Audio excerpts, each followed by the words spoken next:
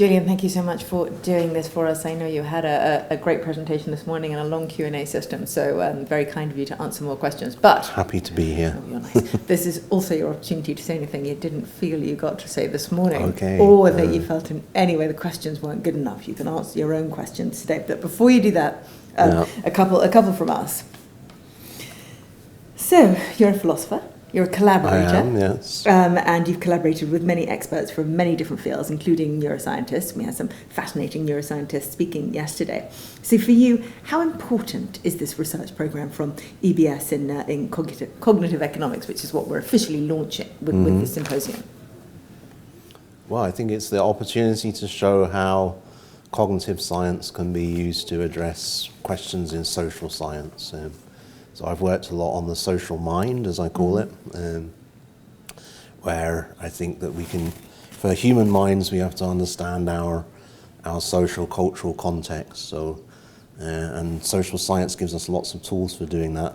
So there can be a kind of conversation that can happen through where cognitive science can learn from the other social sciences. This is an ignorant question. We think that with cognitive economics, it's normally the other way around, that cognitive science is helping us to understand economic behaviour. But for me, I think it's important that, a little bit like Nick Chater was arguing yesterday, that we think, well, what's distinctive about human minds is the social systems, cultural systems that we behave within.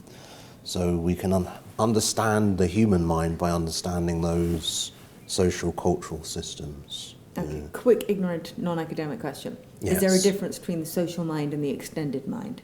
Because we've talked about both. The extended mind is an example of the social mind, yeah. So the extended mind is the idea that we kind of form collaborations and that we integrate social, technical systems into our thinking. So part of how humans think is through our tools and technologies. So obviously with science, you can see this, that scientists are able to do certain experiments through the laboratories that they build for themselves, and that then allows them to get to make observations, to test hypotheses that they wouldn't be able to do without that laboratory equipment. But in economics, the idea of the extended mind is that that the market is a kind of system that's made up of pricing, and that pricing system gives us a way of making decisions about how to value companies that we wouldn't be able to make without that institution, without that kind of use of numbers. Okay, so that's part of the extended mind, but it doesn't necessarily take in the idea of... Extend there means that it makes possible things that wouldn't be possible as otherwise. An so, as an individual. Okay, so let's take that further and talk about consciousness, because this is something that's getting an awful lot of attention yesterday and today, is something that's an increasing scientific field, and you focused a lot, and we've just talked about this, on extended and collective dimension of minds, and you've talked today about the market and the idea of its mood. And so I suppose the question is, does the main thing we're discussing here today, MMH, does it have a point when it tells us that no idea about consciousness or theory of consciousness is really complete unless we look at collective consciousness?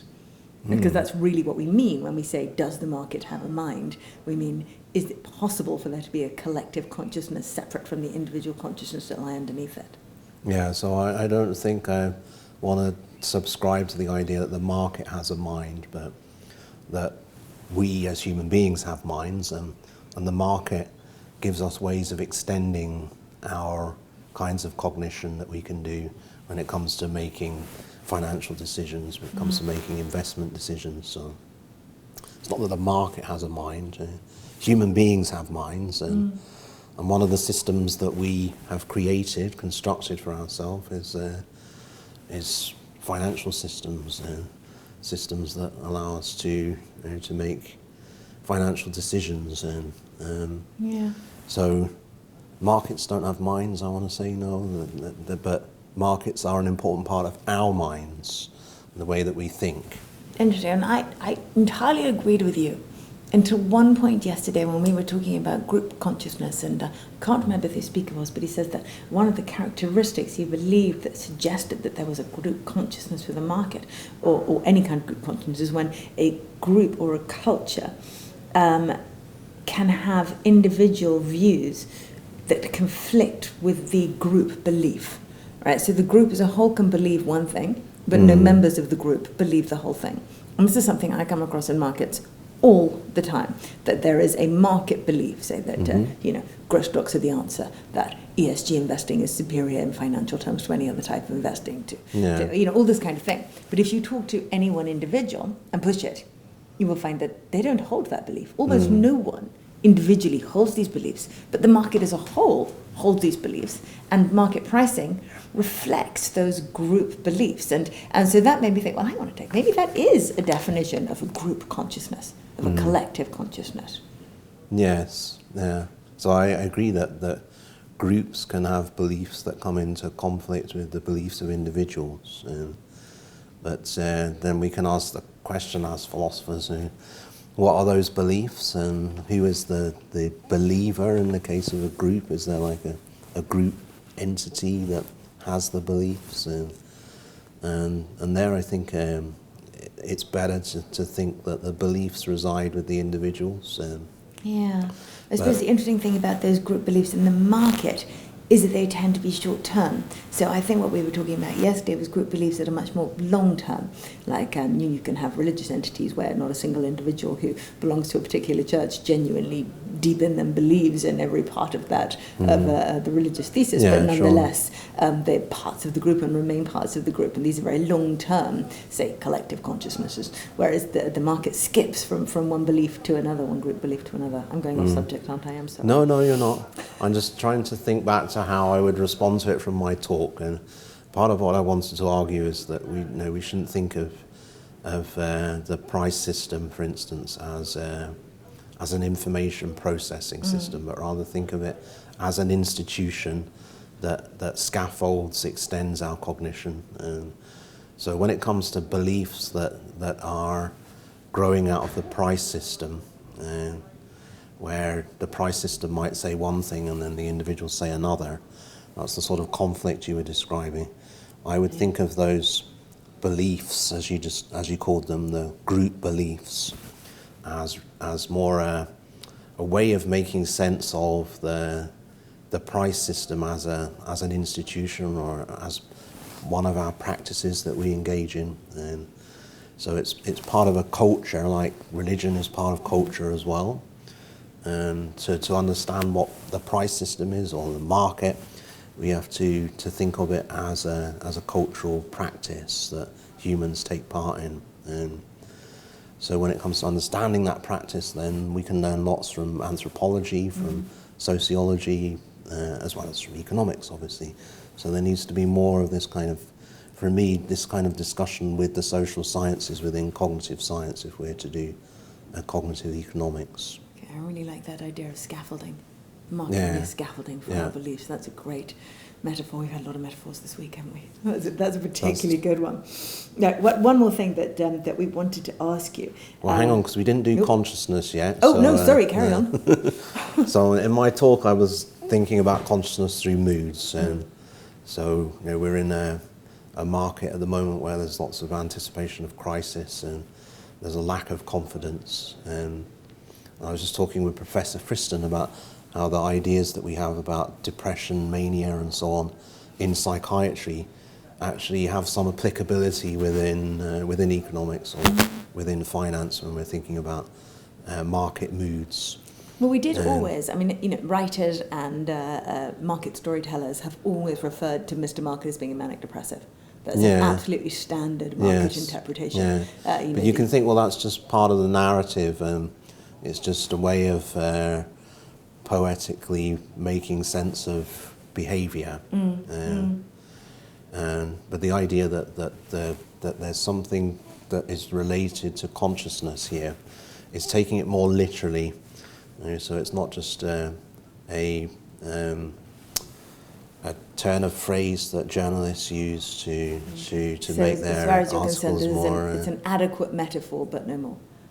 No, I believe that it does make sense to think that there are moods that that investors find themselves in, but they're like public moods, like the mood after Brexit or the age that we're living through, where there's all kinds of deep uncertainties, and that creates a kind of mood for people that they then find themselves in. And the same thing goes for public moods, for market moods, that a bullish market, then you're in a market where you get carried along by the confidence that people have about buying, whereas in a bearish market, you feel despair and anxiety and so on, and that's the kind of mood that the investors find themselves in.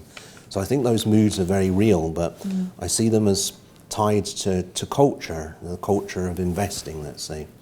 So the kind of life that mood has, you have to understand historically in terms of the events that led up to that mood becoming established within a particular place.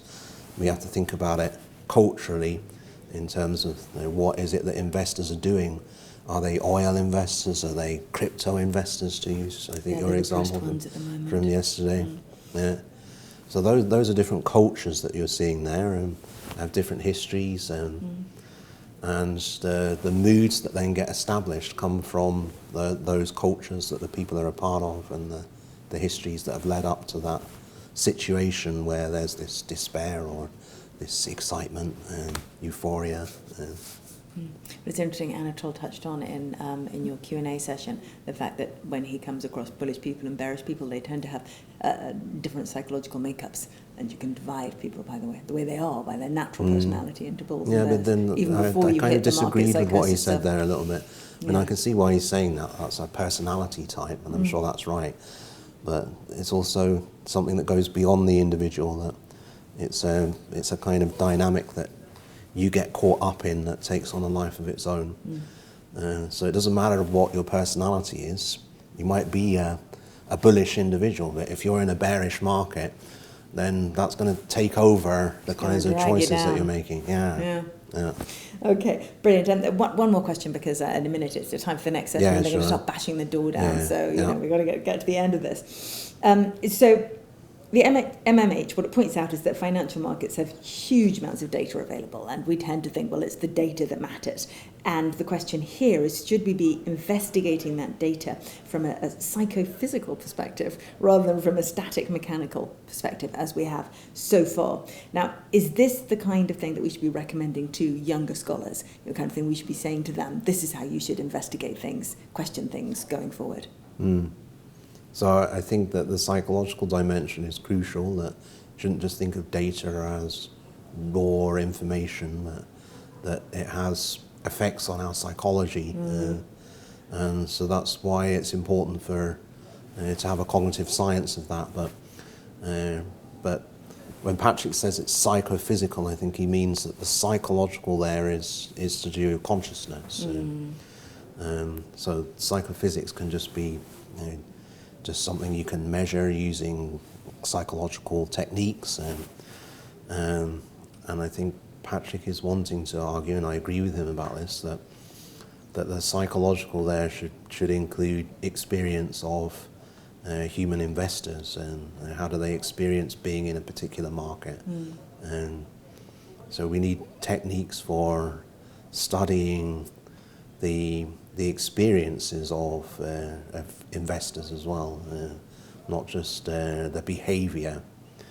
So when you say data, I mean, that can just mean numbers that you crunch and that you could do on your own at home and in your office. And but I think being in that place amongst other traders who are either euphoric or depressed, that is part of the experience of being an investor as well.